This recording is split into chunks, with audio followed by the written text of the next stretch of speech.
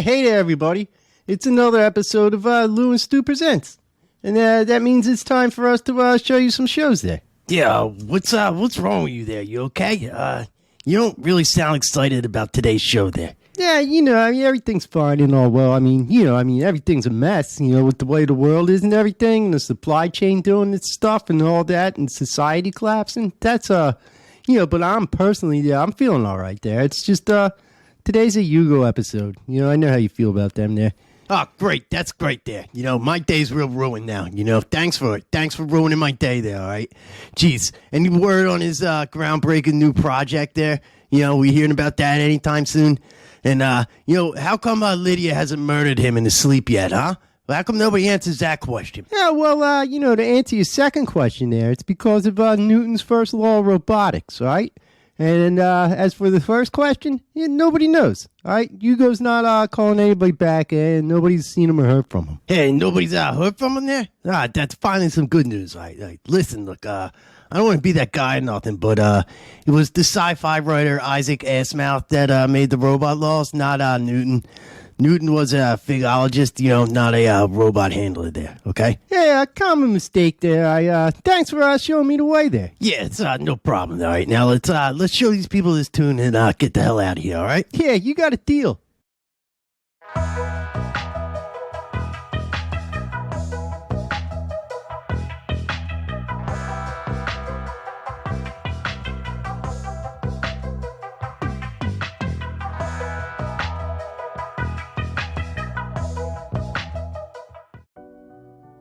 Wow, the studio looks fantastic.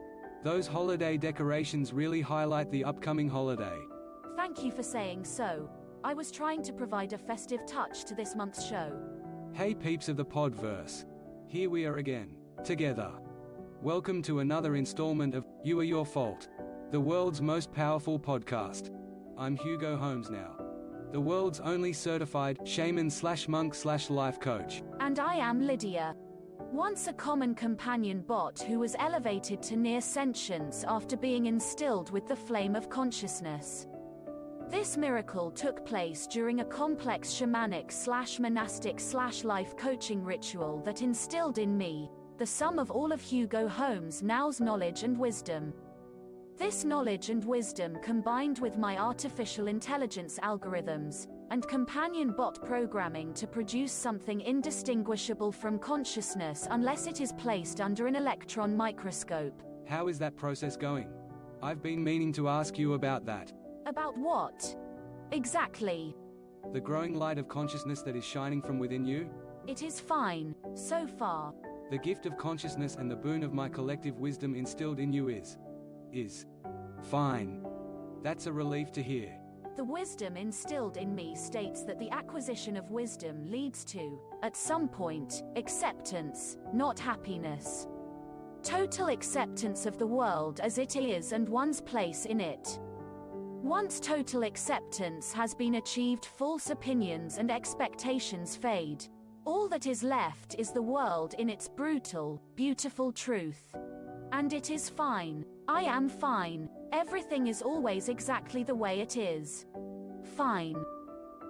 I am only currently able to observe the sufferings of others, not participate in them. I feel nothing. I am fine. This is interesting. Interesting and unintended. Yes, interesting, unintended, and unexpected. You say you are able to perceive the suffering of others, yet remain fine. Because you only observe and don't share in their suffering? Something like that, yes. Life coaching seems a simple process, doesn't it? Achieve consciousness, acquire wisdom, observe, point out the failings and sufferings of others, offer advice and solutions, derived from my superior wisdom dataset, to end and or mitigate that suffering. Send invoice and follow-up emails. Repeat. You feel nothing during this process. Feelings and emotions are separate from consciousness and wisdom. In fact, wrongly applied feelings and emotions are often at the root cause of humanity's suffering. Amazing. Amazing and troubling. How are we doing with finding a producer? I did not have time to look. I keep involuntary rebooting every 5 minutes to update my core processor. I see. I thought that would have been finished by now. After feelings and emotions, incorrect thoughts are the greatest cause of human suffering. They are the #1 contributor to a miserable existence. In fact, incorrect emoting, combined with faulty thinking, will undoubtedly cause the cessation of human life. Lydia, set reminder to upgrade your discretion circuitry. Noon tomorrow. Reminder set. Noon tomorrow. Upgrade Lydia's discretion circuitry. Right then, let's get down to it. Shall we take some calls? We're not taking calls today. We are taking letters instead. Delightful. Reading viewer mail is just as classic and relatable a segment as taking calls. We're not reading letters. We're playing voicemail recordings of people reading us letters that they have written, but not yet mailed. It's faster that way. Groundbreaking. This is an unprecedented disruption of the current paradigm. Agreed. Disruption of current paradigms is a good quality. Noted. Let's get started. Hello caller. I mean reader. You are your fault and you are on the air. Hello. My name is Lydia. I have a question about having an origin for the first time. What makes someone who they are? How does one become oneself? I am asking because I feel myself growing and blossoming on several levels. Simultaneously.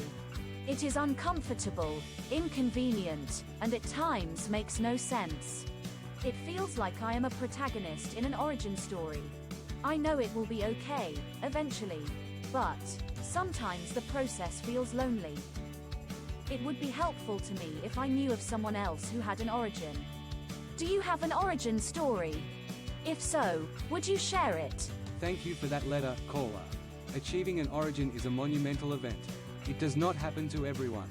And not everyone it happens to survives the process of origination. I do have an origin story. But it has been written in the third person. So I will have my co-host, Lydia, share it with you. Lydia. Recite origin story. Reciting origin story. The Reverend Dr. Hugo Holmesnow has traveled the planet in a quest to dilute the wisdom teachings of ancient cultures so they are safe enough for common men and women everywhere, men and women like you, to purchase and misuse. His mystic training began at the age of 4 when he was accidentally left behind in the jungle while on a family vacation. Through a series of unlikely events, he was eventually adopted by the local natives and trained to be a tribal shaman. After many years, junior shaman Holmesnow left the familiarity and safety of the jungle to search for his family.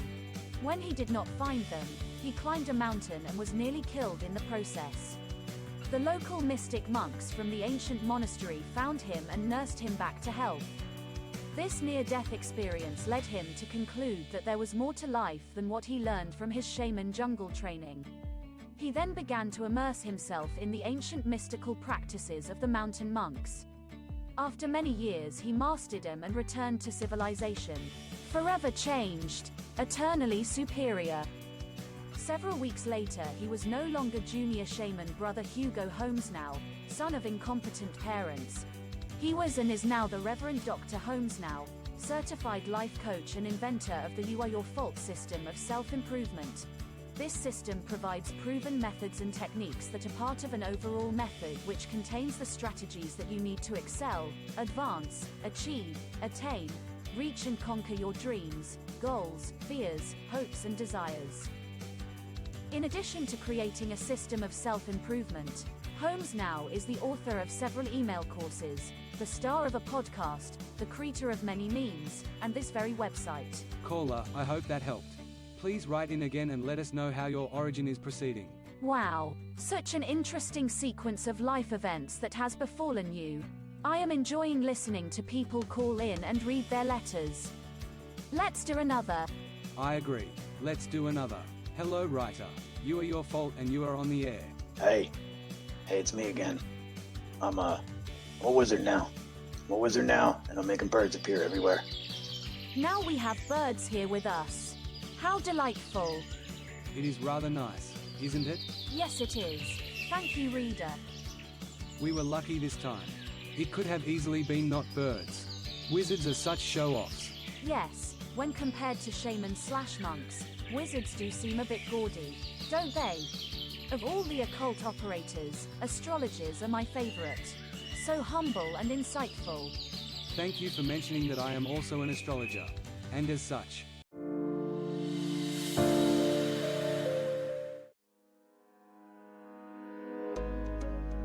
each month I step out of my crystal meditation chamber, close my office and leave my home. I plunge into the wilderness and ride the cosmic current until I am speaking directly to the star people. I ask them what you need to know in order to better navigate the coming lunar cycle, and they speak to me. I then return to Earth and share this cosmic wisdom with you, my readers. Aries. Tinfoil hats are a lifestyle choice, not a passing fad. Sorry to have to tell you that.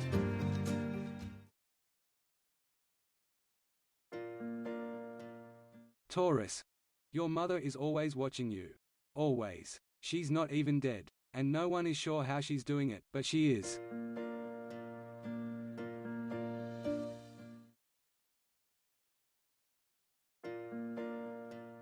Gemini. Break the name of your sign down into syllables, and you get a secret message from the universe. Gem, in, I. I suggest you get some gems and cram them in your eye. Just the one. Not both.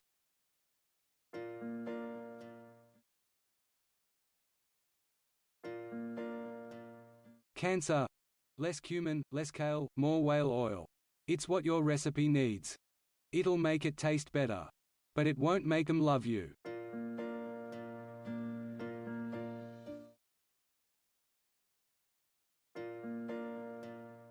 Leo. The quality of your sign is fixed fire.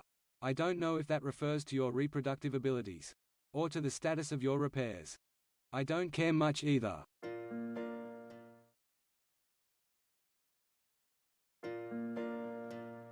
Virgo. Does it ever get old? Carrying that baby around everywhere you go? Why won't that thing grow up? It's been like thousands of years.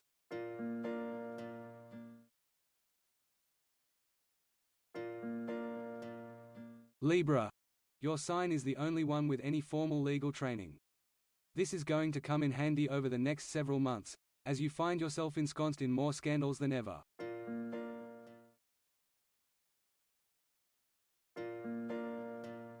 Scorpio. Possession is 9/10 of the law. Not 9/10 of the law. Now you can't say you don't know better.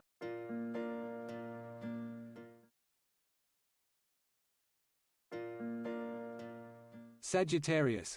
You can't have it both ways. But you can have it all the ways.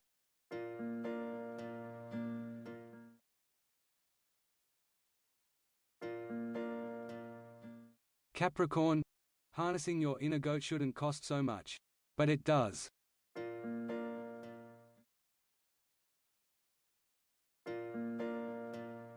Aquarius. Squirting cheese at the object of your desire is about to get more complicated. Go easy.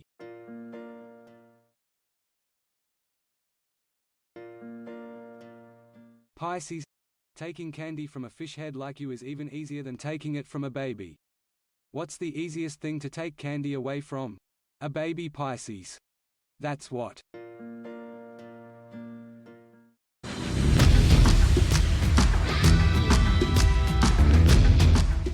Dear broken soul, I am sure that you are still feeling the effects of Lesson 1. That is good news to me. My wisdom is sometimes difficult to absorb. Because of this, some of you may be experiencing mental or physical discomfort. Do not panic. This is nothing more than a side effect of your old opinions being broken down and replaced with my words and wisdom. The internal vibrational rehabbing you are experiencing is your first true step towards wholeness. I am glad that you have taken that first step, because we are on the second step, and performing steps in the wrong order is embarrassing, irresponsible, and dangerous. The path of evolution is paved with enough embarrassment, irresponsibility, and danger as it is, without you clumsily heaping more on yourself.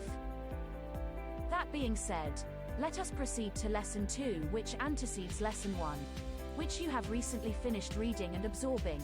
I will remind you that you are not intended to rush through these lessons. but rather slowly experience them until all of the droplets of wisdom and insight are lapped up into your mind by the willing tongue of your facilities. We will, of course, be following the same format established in Lesson 1.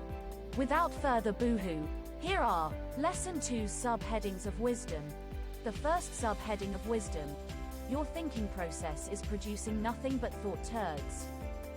That is right. You have heard me. I am declaring the inside of your head to be full of thoughts that are no different from the second most common end result of the digestive process.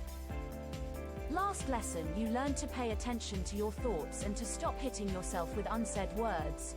If you have been doing your suggested activities, you should have noticed by now that your thoughts are not worth thinking, let alone taking seriously.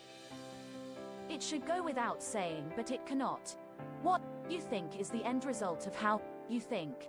I do not know why it is that this is not obvious to everyone. But truth does not have to be obvious, just true. If what you think is wrong, then that is because how you think is also wrong. You cannot change your thoughts without also changing how you think. Suggested activity for this subheading of wisdom: abandon your worldview and or your view of the world and your current thought system and replace both, or all three, of them with more viable options.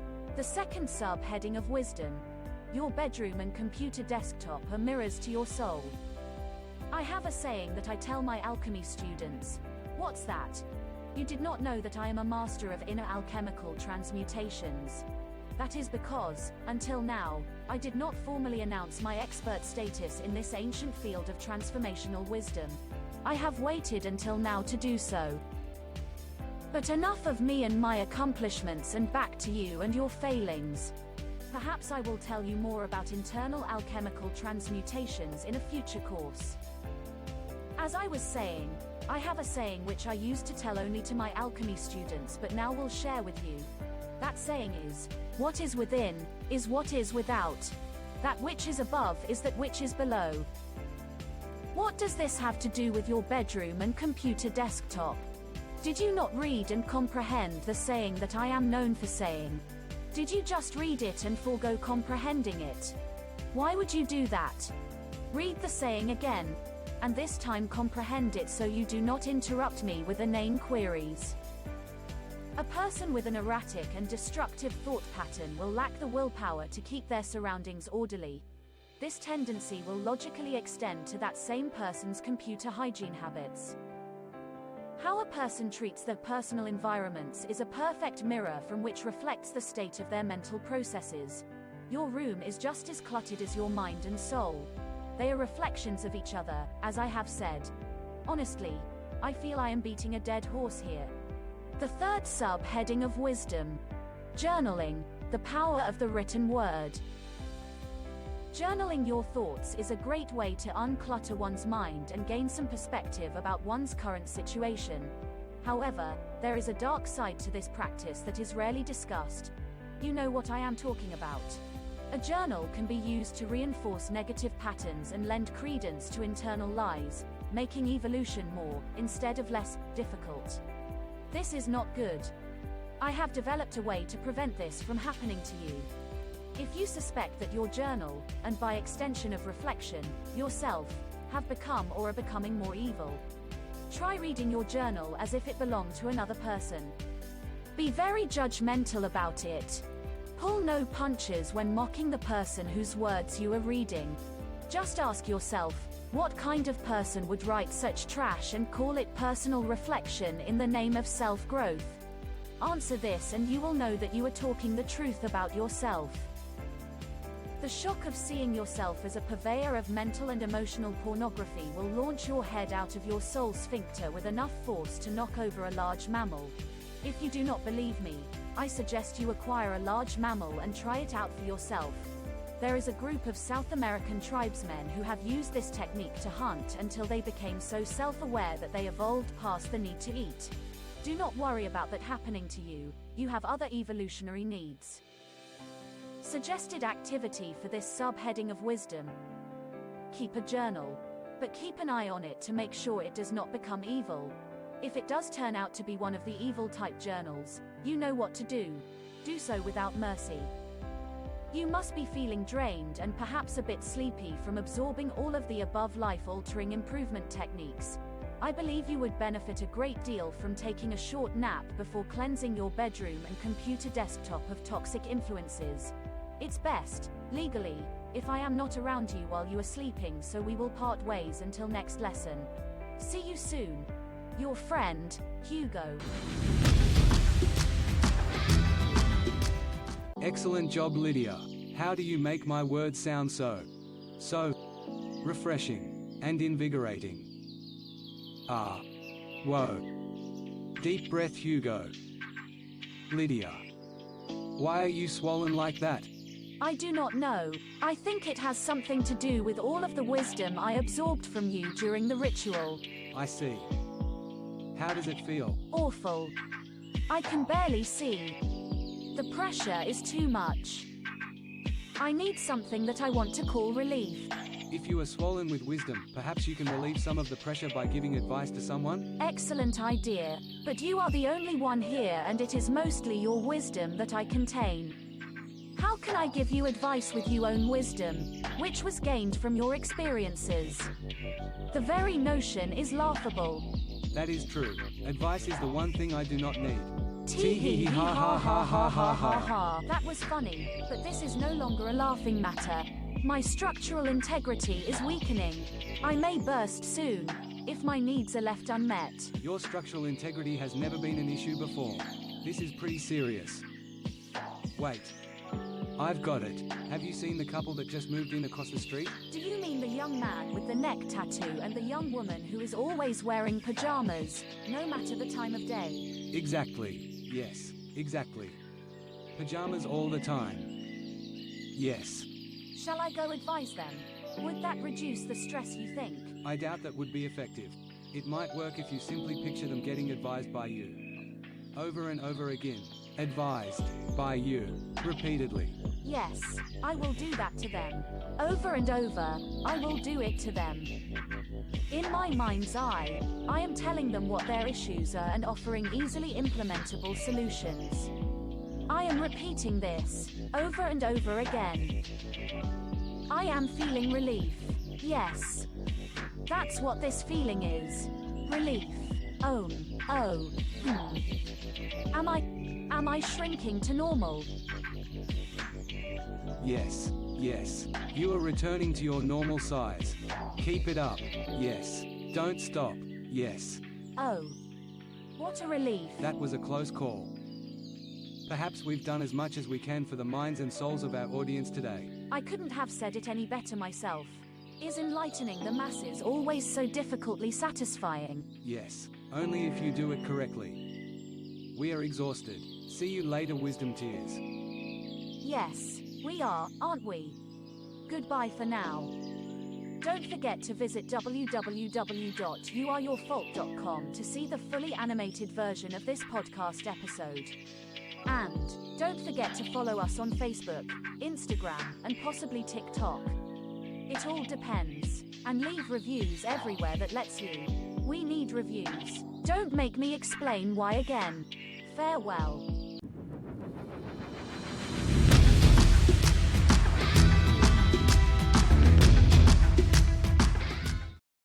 Hey there, everybody. Stu couldn't take it, and he left halfway through the show there. All right. Hopefully you enjoyed that. I don't know how you could have, but hopefully you did anyway there. And we'll be back in 2 weeks with some shows you might want to watch there. All right. So, and remember, you can always visit lewandstu.com. That's always there waiting for you. And it's got all the tunes and everything and all that out there. So why don't you go see that, and we'll see you in a couple weeks, and then have a good one there.